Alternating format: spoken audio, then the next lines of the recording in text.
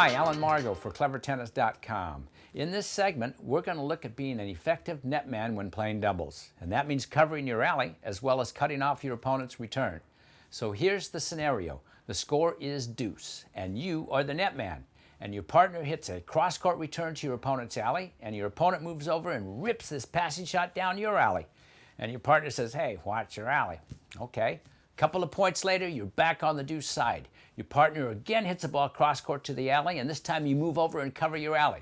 And your opponent hits the ball right down the middle. And you're thinking, well, I watched my alley. But you're also thinking, that ball was so juicy, I should have gone out and spanked that one. So how do you become an effective netman covering your alley and also looking to cut that ball off in the middle? Well, I know your coach has probably said, get quicker, see it sooner.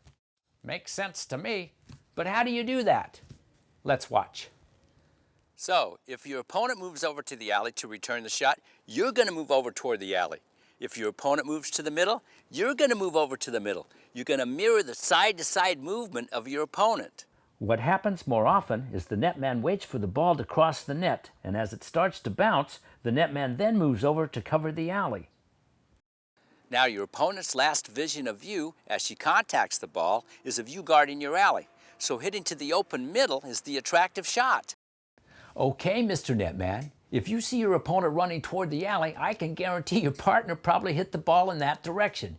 And because you're at net, you didn't see your partner hit the ball. But your opponent in front of you did, and since she knows where the ball's going, you're going to mirror her motion and move with her right away. As your opponent gets ready to hit the ball, she sees you've moved over with her and you've taken the alley shot away. As she starts her motion to strike the ball, you're going to move forward to the middle and cut that return off. Yes. Here's where we get out of dial-up and get into a T3 line. Practice moving with your opponent and see how quick you can get into position before the ball bounces on your opponent's side. Just like the pros do, be the mirror. Get centered and into position early so you can cut off the next shot. All right, in this next clip, you are the effective and offensive netman, and your opponents are having a hard time with it. You are blanketing the net. So what are they going to do? Yep, start lobbing. What are you going to do? Check it out. So here you are at the net, poaching and cutting off the return. The net is so yours.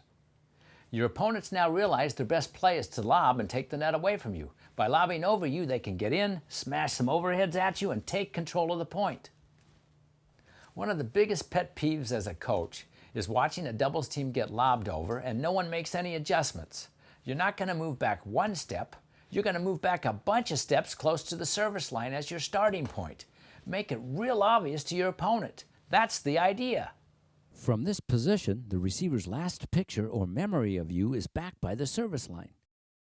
The ball is now served and bounces in the service box. At this point, the receiver is not looking at you anymore, but watching the ball closely to hit a cross-court return. From this point, the netman can move forward into the net, split step, and still cut off the volley.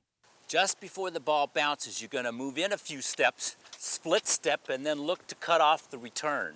This starting position back by the service line discourages the lob, so now you can be an offensive netman. Remember, rumor has it, it's a game.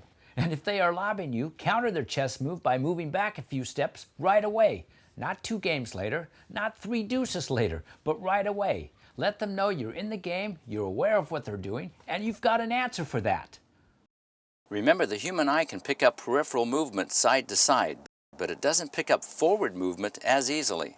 So, take advantage of this tactic. The human eye's peripheral vision can see a change in your body as you move side to side, but it doesn't see any change as you get closer to the net.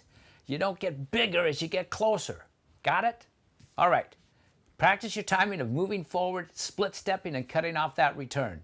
Stay aggressive. Thanks and good luck in your matches.